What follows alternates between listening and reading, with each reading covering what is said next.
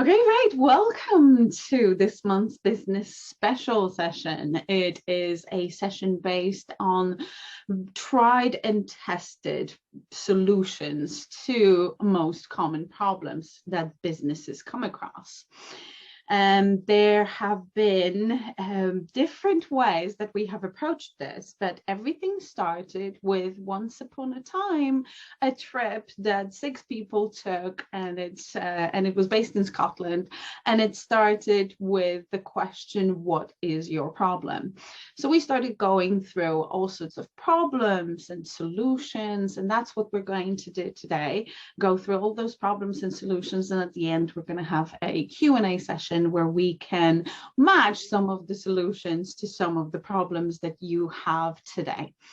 In general, the 6 of us sat down, and over 2 days with a lot of relaxation in the middle so that we can all process all those really tough questions and all those really tough truths that we had to face. We managed to come up with some high quality solutions to problems such as time management, feeling overwhelmed when running your business, procrastinating, doing things that are not so important instead of doing the ones that should be a priority. We talked a lot about discipline, about staying consistent, and we talked a lot about technical things like management systems and planning, all of it focused on growing our businesses. So depending on what situation you're in, hopefully you're going to find something that is useful within this information. So we started by looking at some basics. We started looking at how we schedule things. Do we use our calendars, our diaries? What is our most optimum time of working? Whether we are better working in the morning or in the evening? What kind of tasks are good for certain times of the day? It's always worth looking at that, especially if you work on in the evenings, especially if you work on weekends. Is there a way to transfer that to a different time? Is there a way to do something in the background? Now, to stay consistent with something, for example, for me, it is website updates. I have to spend at least 15 to 30 minutes every week to update my website, change a photo here, change a little bit of details here, add the business special event to the website. And for me to stay consistent with that, I am putting it in a schedule and I'm putting it in my calendar, and I'm developing a process of doing that. We talked a lot about processes. We had a process expert. If you know David McKenna, definitely speak to him. He's a genius on process, and he helped all of us develop steps, specific steps to go through things in that process that we use in our business, whether it's sales, whether it's networking, whether it is just as simple as accounting or putting a client through the entire funnel that we have, including CRM, marketing, upselling, downselling, email campaigns. All of that can be simplified into a process. Then it can be broken down so it doesn't seem as complicated, or it doesn't seem as much work. Now, what we did come across during the previous event and this event, what we did come across was that sometimes there's a really big backlog. If you have a lot of contacts, if you have a lot of tasks, if you have things that you haven't done for a long time and they just keep piling up, if you start now going forwards with the things that are happening now, with the people that you meet, just pick a place, add them to the process, it becomes much easier to then go back to the past ones. And maybe you can do what I do, where you find 15 to 30 minutes once a week to go through those, if it's too much to do it all at once. What you want is to avoid that overwhelm feeling. So you can slowly start adding all the ones that are going forward, and then bit by bit, all the ones that already happened, events, clients, contacts, anything that it is that applies to you and your business. We talked a lot about accountability, and we have come across this moment where the word accountability stopped having its impact and stopped having its meaning, and we started replacing it with different words. However you call it for yourself, just to make sure that it works for you, it is still important to tell someone. Like, for example, years and years ago, I used to tell people, because the book said so, I had to tell all my friends that I'm stopping smoking, because that's going to keep me more accountable.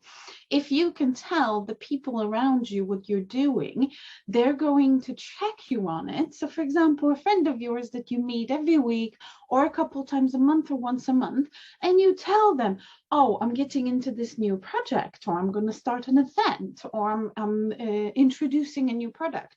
The next time or the time after that, they're going to ask you, how is that going? That creates, it doesn't create stress, hopefully. It creates just a little bit of an additional pressure so that you can stay on track with what you're doing. And we always have that with New Year's resolutions, that they don't always last for the entire year. If you share your New Year's resolutions or your business plans with someone that you see on a regular basis, hopefully they're going to help you with that accountability. That's a more informal way. An absolutely planned and structured way is to have someone send you a text or have a call with someone every week, and you have these points that you said, these points that they said, and you check each other on the progress. That is a very good way of doing it. But if it doesn't suit you, then yes, the more informal with your friends, your colleagues, your family will provide that extra kick that we all sometimes need to avoid procrastination, stay on track. We had a look at our pricing, we had a look at our offering, and it is really helpful to bounce those ideas off someone. You're not necessarily speaking to your potential client, you're speaking to another business person that has their own experiences, and they're going to be able to give you a perspective that you're not necessarily going to see on your own. So basically just bouncing that idea off a coach or a mentor or a family member or friend, somebody that doesn't even have to have business experience, as proven by one of us in this room. They speak to one of their closest family members, and that is like the best person for them to bounce ideas off. So please do, from time to time, review your offering, as in have a look at it, see if it still applies. Is it what people want? Does it have to be changed a little bit? Does it have to be tweaked? Are you absolutely ready to sell and provide and fulfill the orders for the services and products that you're offering? Right? So have a look at that. See if anything needs replacing. So in your routines, in your habits, in your entire business structure and your business process, is there anything that is not working the way that it should do right now? Is there a way to replace it? We had a look at various replacement options where, for example, I'm working with an electrician and he's an amazing guy, but his pricing structure doesn't work. It has to be replaced. It has to be changed. His offering does, but his pricing doesn't. So it has to be modified, and slowly, he's working on changing that. And it works the same way with clients. If you have a client that is taking so much out of you, and you are now ready, or you're going to be ready in the next couple of months to drop that client or to replace them with a different client, that is one of the things for you to consider. So I always ask my clients to see what works. And if something doesn't work, at least you tried it, and now you can stop doing that and replace it with something else. It applies to the most complex systems or elements of your business, and it applies to the really simple things. If getting up at a certain time in the morning, you tried it for a couple of weeks, it doesn't work. If it doesn't work for you, replace it with something else. You either wake up a little bit later or you do something else. You wake up at the same time, but you do a completely different activity. Right? So please do remember that that's okay to replace things and to change things until you find something that absolutely completely works. Now, with the new skills, it is also a very practical solution to solve the problems that you have. We talked about a couple of things on the most recent meeting. And for me, for example, a very useful skill would be to learn a new networking icebreaker. I do like talking to people, but from time to time, I might not be the most memorable person in the room. If I had a different icebreaker, having a look at 20 different ones, I might come up with something that is going to be so much more practical for me, easier to use. I'm going to feel comfortable with it, and I'm not going to have to try and create a spark out of thin air because I already have this great idea that I start with when I talk to people. Now, in regards to skills, there is a tried and tested tool, which is a 30-minute slot in your calendar once a week for new skills. Whatever it is that you wanted to learn for years or that you want to learn now that would benefit you or your business, within 3 to 6 months, you could actually master that skill for your own use. Of course, you're not going to be a lecturer on it, or you are not going to be an expert that is ready to write a book. But within 3 to 6 months, spending 30 minutes, you're going to be able to use that skill efficiently for what you need it for, what you need it to do for you.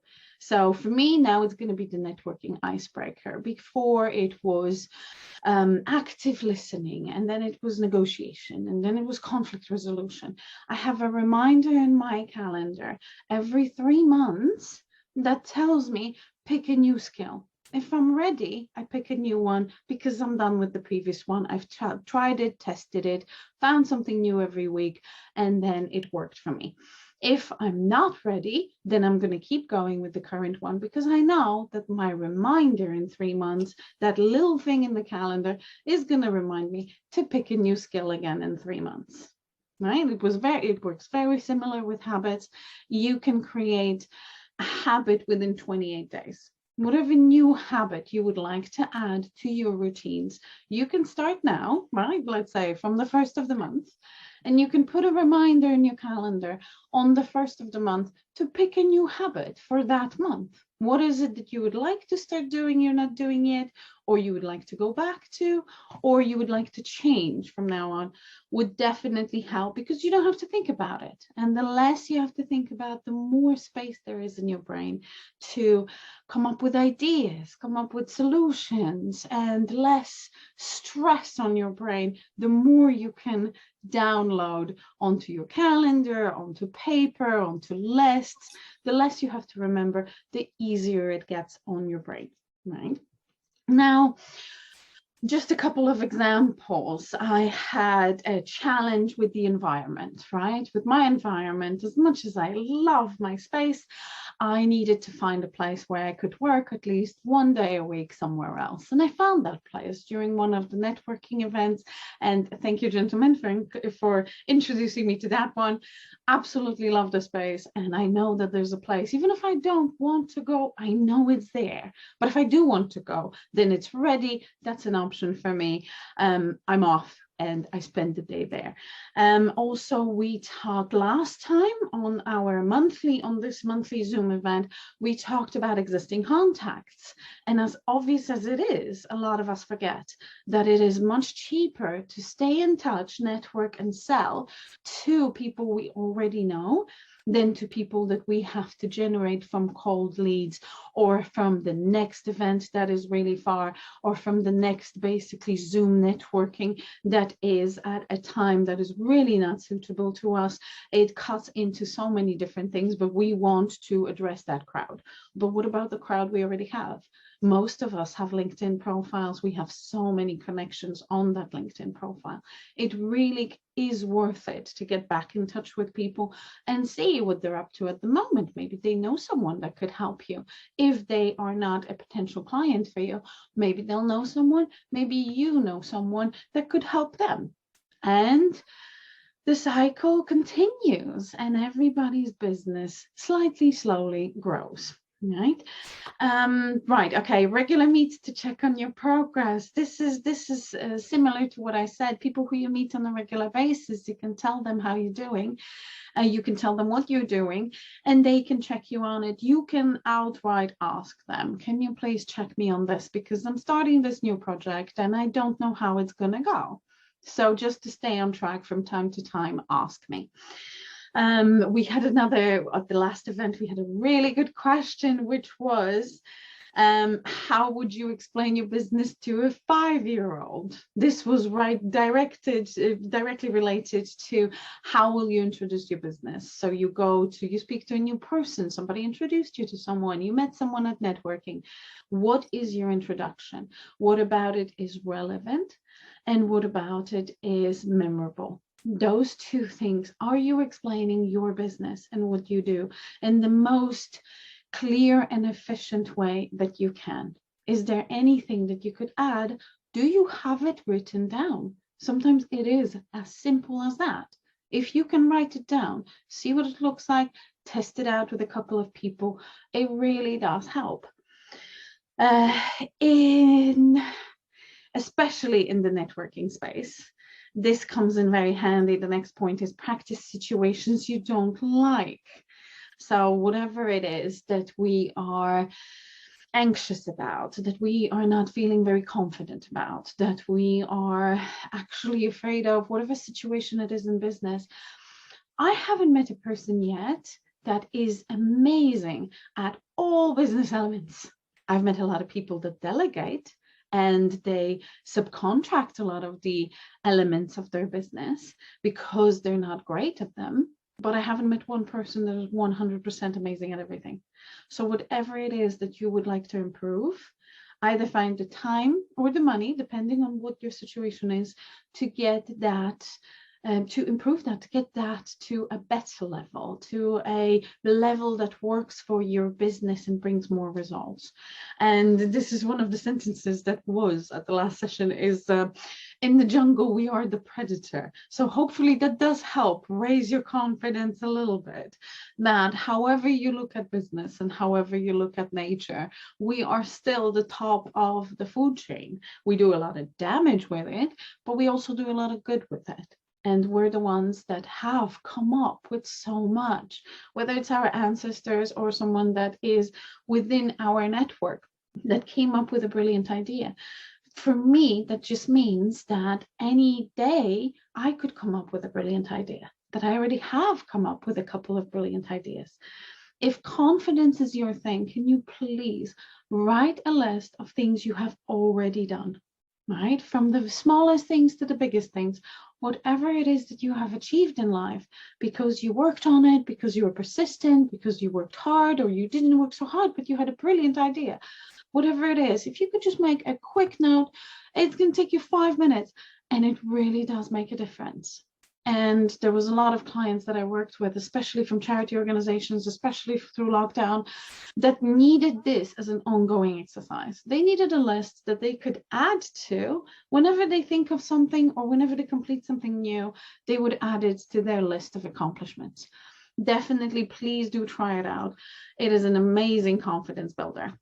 Now, yes, these are a couple of tools that we came up with on both events in person, separate events, people that I met. A lot of it was about things embedded on your website. I recently found out from the wonderful Chris Mason that even things as simple as Calendly can be embedded on your website. They don't have to take people to an external link, that they can actually help you keep the leads that come onto your website. For our website experts, you already know this. For everyone else, definitely look into it, try it out. And last time we said Monty Python intro music is free. So there is a lot of copyright attached to the music that you use in your business. Definitely a lot of music is still free, so have a look at that. And an edited image, once changed, becomes yours. If you change the color, if you change texture, shape, background, it becomes an image that you are allowed to use. There is a lot of things online that you can find about recruitment and hiring. can you think of a recruiter that you know that you could ask for some tips, what's happening at the moment in the market, if you're thinking to hire someone, or if you don't want to hire anyone, you can still speak to a recruiter to see if that's the right thing to do. Are your fears valid? Because it could be that whatever caused you not to want to hire is still happening, and it's still something for you to avoid. We went through platforms such as Invoice Ninja and Free Agent. One, a very nice software. If you have a couple of big accounts, you send invoices to, I think it's up to 15 at the moment, clients on a regular basis, completely free. And Free Agent software comes free with certain bank accounts, with certain banks. And it's not that expensive to have separately. And it does take care of all your accounting. It helps you do your returns. It helps you stay on top of your figures. And we do need to know our figures. RoboForm is a password manager. So if you want to change your password to something very different, quirky, something really safe, but you're worried about remembering them and you don't want to keep them on Post-it notes everywhere, then RoboForm is definitely a good idea. Now, Curve payment card, the way that I understood that, it is a brilliant card which you can use to pay for anything you want, whether it's personal or business, and afterwards assign the transaction via an app to the right account. So you never have to hesitate, which card do I use for this? Which card do I use for this? There are a lot of scheduling tools that help you manage projects, manage your time, manage yourself, stay on top of your to-do lists like Asana, Trello, Slack, and they do help you speak to your team. They do help you stay on top of all the work and the workload and the elements that are supposed to be done, right? So I already mentioned coach, mentor, accountability. A lot of these elements are going to help you move forward. There is absolutely nothing here today that is going to tell you you're doing things wrong. So whatever you're doing can be improved and can give you better results. So if you have a particular area that you would like to improve, is accountability going to help you? Is that going to help you stay disciplined? Is it going to help you stay on track? Do you need to speak to a coach? I recommend myself. Do you need to speak to a coach? Do you need to speak to a mentor? Someone that you have met in the past, someone with really good relevant experience that is going to be able to speak to you for half an hour once a month because they want to help you. And they will also be your accountability. They're going to help you stay on track, and they're a person you can always ask questions. In regards to systems, make sure that you follow up with any leads, anyone that is interested, anyone that might be interested, and pick systems that can help you stay on top of it. Stay organized, right? Use the tools that are going to make things easier for you. And we're back to all the accounting software and everything else in regards to your numbers. If you can't measure it, you can't manage it. If you don't know currently how many leads potentially are interested in what you're selling, then you have no idea whether you're supposed to get back to 5 people or to 100 people. So definitely try and stay on top of your numbers, at least roughly. When someone has a conversation with you and out of the blue, they ask you, okay, so how many people did you introduce your product to? How many people did you tell about your service? Would you be able to answer that question? Just try and have a rough number in your mind. It really does help on most aspects. It is all about consistency with follow-up, with events, and in regards to your circumstances, whatever it is that you don't like, you don't have to do it immediately, and it doesn't have to happen within a day, but you can change it. So slowly, in tiny steps, in tiny increments, and in little incy-bincy actions, you can actually change your circumstances. Some changes take 10 years and some changes take 10 days. So it just depends what you want to do. As long as you know what you want to do, this is where goals lists are amazing. please write it down. What is it that you want? Be specific. Go with the whole SMART. Be specific. Make sure that it's measurable. Make sure that it's achievable. Make sure that it is reasonable and time specific.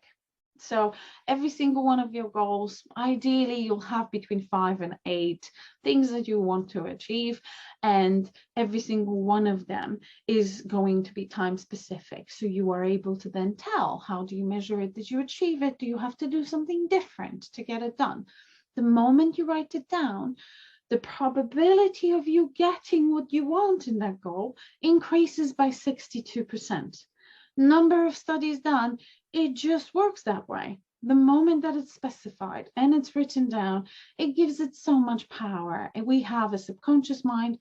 Not many of us use it, and definitely not to its full capacity. When we rest, when we go for a walk, when we watch TV, when we go swimming, when we do something that our brain is not intently working on, then the subconscious brain starts working on the homework you gave it, which is the written down goals. It actually has something to do. This is perfect in a case of, you know how you wake up sometimes and you suddenly have a solution to a problem you've been thinking about for a month?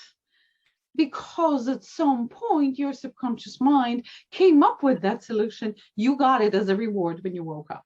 Right? So please do write them down, as many of them as you can, as long as they are specific. You can write lists of things, you can write lists about the things or people that you want to meet. But specifically, if you can set a couple of goals with measurable targets, measurable timeframes, that would be amazing. And it does give results. I have my own that I found after years and years from 2012. I had a look at the list a couple of years ago when I found it. I think it was 2019. 95% of the things done. It really does work. And I completely forgot about the list, lost it, didn't look at it. But yes, getting back to this, keep your overheads to a minimum. This is, have a look at your biggest costs. And this is possible. It is actually possible to reduce the costs that you have at the moment until you can't cut down anything anymore.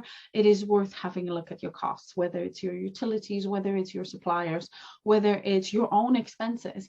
If there's any way that you can reduce your overheads, your business, running your business becomes less stressful. So the less outgoings you have every month, the less stressful it becomes in the months, especially if your cash flow goes up and down, right? Plans and solutions together is something that really works for us during these events. It really works to sit down with someone else and put it together for yourself so that you can make it work. It is something that we do on a business coaching wheel, where we have 8 spaces. It's like an action plan, right? Where you evaluate where you are at the moment.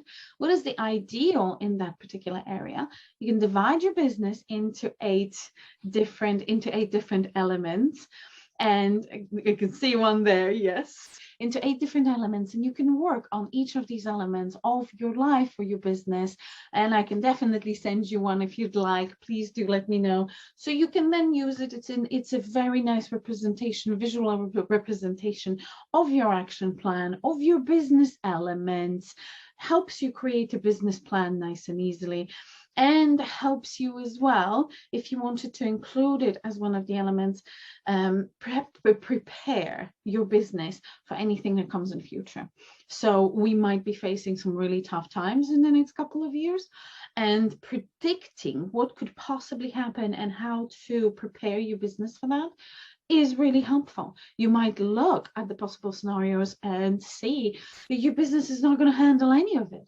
So what are the small things that you could start doing now to prepare your business to make sure that it lasts, like staying in touch with all your contacts, staying in touch with the people who have helped you in the past. They might be able to help you again, right? See if there's anything that they need. So whatever you can do in regards to that continuity is worth looking at in your business plan. Now, not to feel overwhelmed, we do want to do these things one at a time.